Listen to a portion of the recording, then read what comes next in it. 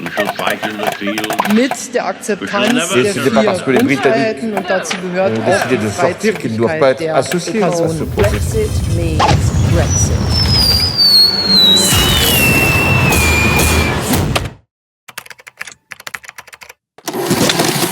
Hello and welcome to the first Brexitometer of the Martens Centre. My name is Angelos and I'm joining you from London, from King's College, where we'll be discussing the implications of the Brexit process for both the UK and Europe. You can always send me your questions via Twitter or on Facebook using the hashtag Brexitometer.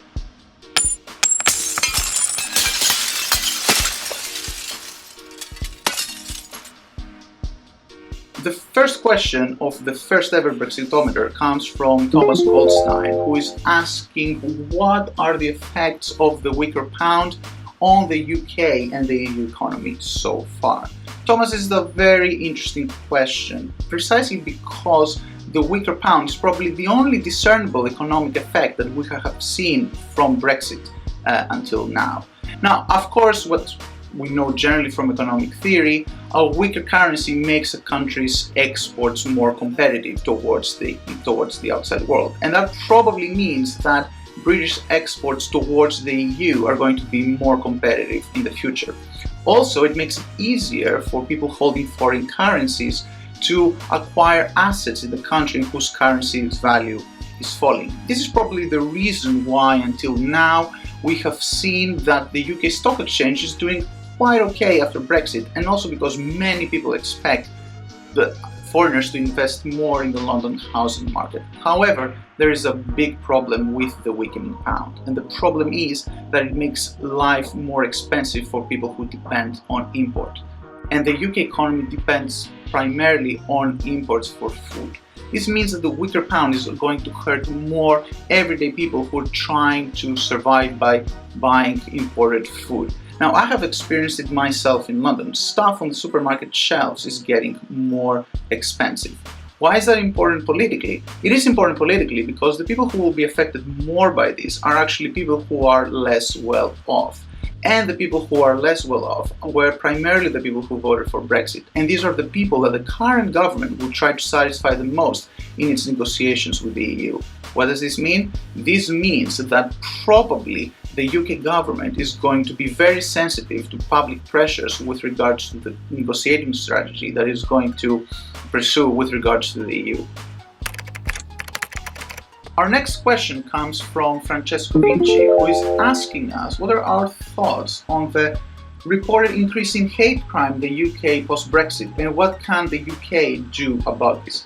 Now, Francesco, you probably have read the news reports that discussed about a reported increase in perceived hate crime in the aftermath of Brexit.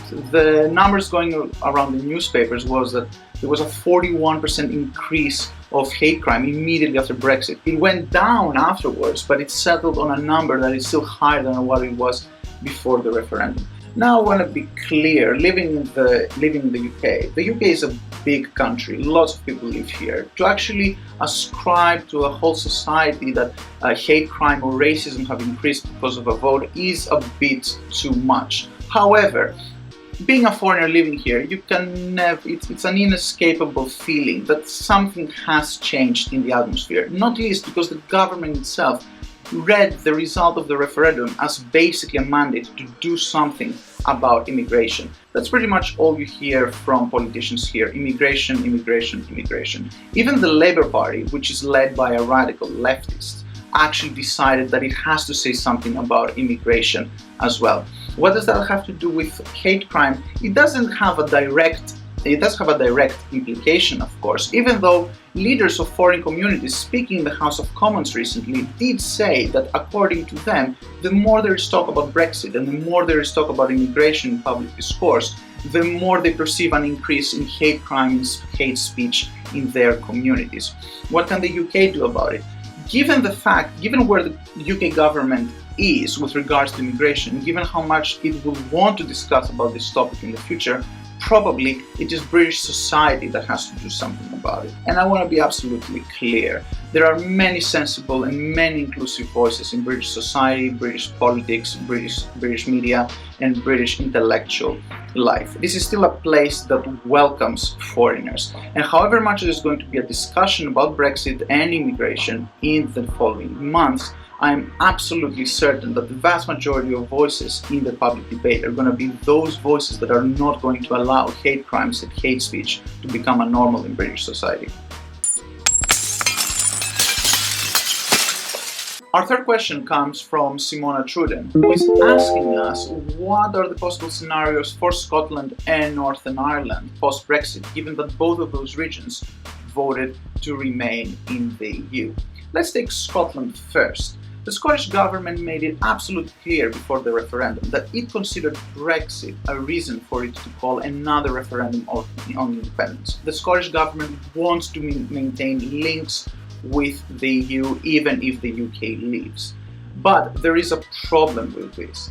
Opinion polls show that since Brexit there is very little appetite in Scottish society for another independence referendum. And the reason is that economic uncertainty has increased and most Scottish people do not want to have to choose between the UK and the EU just yet. The Scottish government has tried a different strategy. It has tried to create different ideas, different scenarios about ways that it can continue to be involved with Europe even after Brexit. It has even floated the idea that it can join, even if it's just a region, not just a country, that it can join EFTA and the European Economic Area. However, this seems like a very fanciful proposition because no one can imagine that the European Economic Area will accept an entity that is not a recognized country.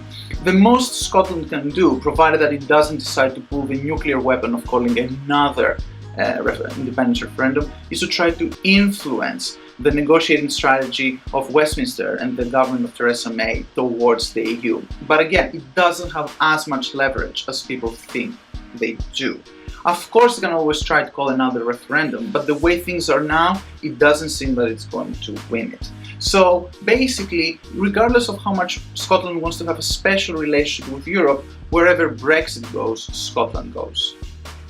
The situation in Northern Ireland is a bit different to the one in Scotland. Northern Ireland probably has it a bit better than Scotland, and the reason is that it has one strong advocate among current EU members, and that is the Republic of Ireland.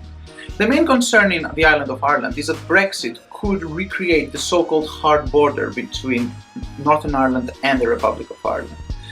The soft, open border that has existed over the last 20 years has been one of the main elements of the peace process that has led Northern Ireland to an unprecedented period of peace and prosperity. Now, what people in Northern Ireland are worried is that if the UK leaves the EU, then maybe the border with Ireland is going to become a hard border that will not allow goods and people to move freely between Northern Ireland and the Republic of Ireland.